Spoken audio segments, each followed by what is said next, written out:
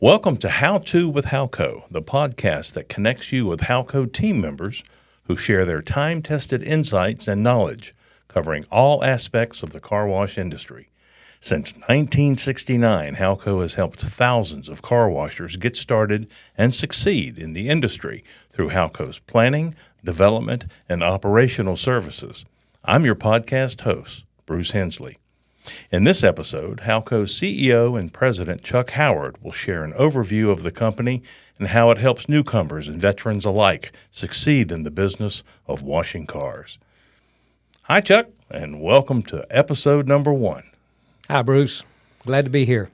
Well, tell us about Howco and how it helps both newcomers as well as seasoned veterans plan, develop, and operate car washes. Well, Bruce, that's what we do at How-Co and have done for over 5 decades now. And we have experience both in operating car washes and building car washes and supplying car washes. Car wash is all we do. And so we have built a team of experienced professionals, both in operations, in supply management, service, anything you need to run a car wash, including the planning and preparation to build a car wash. And so I think that is our mission. That's our strong suit. And as I said, we have a number of car wash professionals in all phases of the car wash business to help not only existing operators but new operators and new individuals or companies that want to get into the car wash business but don't quite know how. Well, what are the most important or challenging steps in starting a car wash? Well, I think the most important step is the planning phase, and I like to use a quote from Abraham Lincoln, who once said if he was given 6 hours to chop down a tree, he'd spend 4 hours sharpening the axe. So that's the planning part, and if you've got a good foundation, you've got a good plan, you've got good advice, that goes a long way to making the whole project run smoothly once you get into the construction phase. What are the hallmarks of an A-plus car wash site versus signs of a poor site? I mean, I'm sure there's pros and cons to every site and probably compromises. How do you weigh that out, and how do you do the hand-holding through that process? Yeah, I would say every site is a compromise.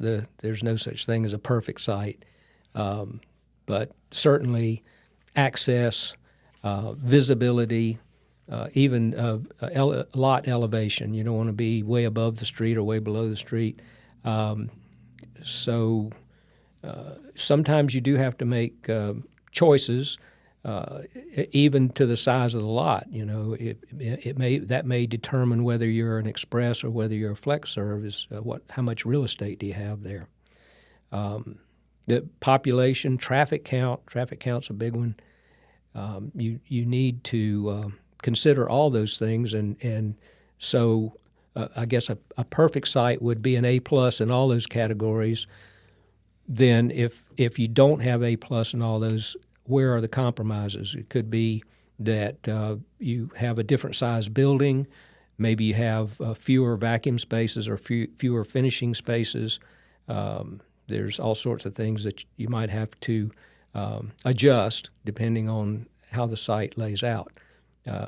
So, you know, I guess what would a poor site be? You know, maybe not on the front row, maybe in the back lot of a shopping center. It may be a site that's way high above street level.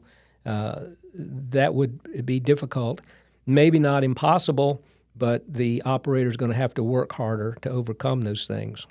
Who are the optimal neighbors as far as other retail establishments, restaurants or big box stores, or you want high traffic establishments, or who's optimal? I think retail shopping areas are always good, whether it's a store or some automotive type center, because it attracts people there from different parts of town or different reasons for being there, and you have your facility there that they can see and give it a try. If you don't have that, if you can get close to that, I think shopping areas are usually better than, say, a commuter route or a residential section. So sometimes it's not easy to get a car wash in a residential area anyway. So usually you're going to be in some sort of retail area. And certainly if you can get an out parcel in a shopping center, I think you're better off than a standalone down the street. And other vehicle or automotive-minded stores like an Advanced Auto or a tire store or a lube, those are good as well? Those seem to go together well. We have done what you might call auto centers, where there's tire store, auto repair, fuel, body shop, anything automotive, all in the same center is good co-tenancy for a car wash.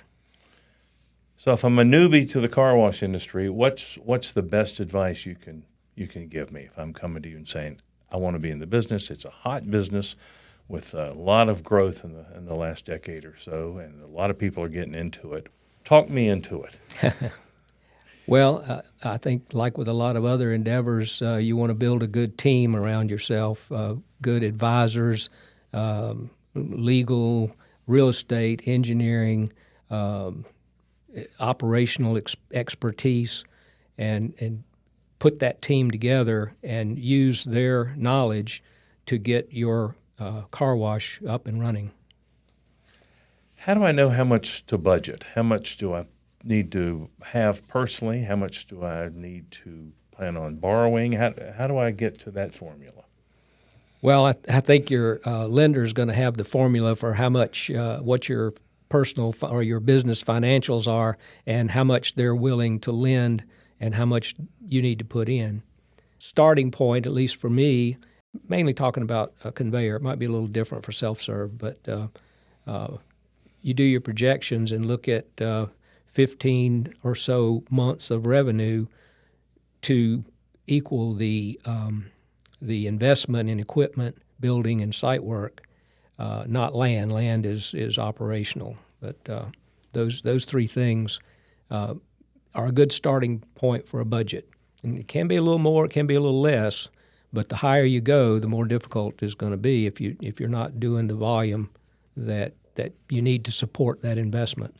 So is there a current range of investment now from small to crazy big? It's all over the board. I hate to throw any numbers out there because obviously if you're talking about in-bay automatic, the investment level is going to be a lot lower. And if you're talking about a big express with a 120, 130-foot building and 30 or 40 vacuum spaces, that's a pretty substantial investment. And Howco can help. But absolutely. They both work number. if you have the throughput to support the investment, and that's where Howco comes in. How important is good visibility? Very, very important. When you're driving down the road, you only have about 20 degrees left or right that you're going to look to see anything. So that window is, you want to be in that window, and signage, you want to be able to see your sign as far down the road as you can. And of course, nowadays, most buildings themselves are some sort of architectural focal point. You'll see towers and large structures, and those are there to draw the passersby eye to the site. So yeah, visibility is very important. There's a lot of moving parts, a lot of components to getting in the car wash business. There sure are. That's what Howco's for. Any closing remarks or further words of wisdom? Well, I just say, if you're interested in the car wash business, if you're new to the business, build a good team of advisors to go into it. Be realistic in your projections and expectations. Pay attention to the market you're in. Pay attention to competition, and take the advice of experienced advisors as you go forward with your project. This is How-To With Howco podcast, and we look forward to you joining us for subsequent episodes that help car washers plan, develop, and operate their business. For more information or to contact a Howco representative, please visit howco.com. I'm your host, Bruce Hensley, and we'll see you again soon for another episode of How-To with Howco.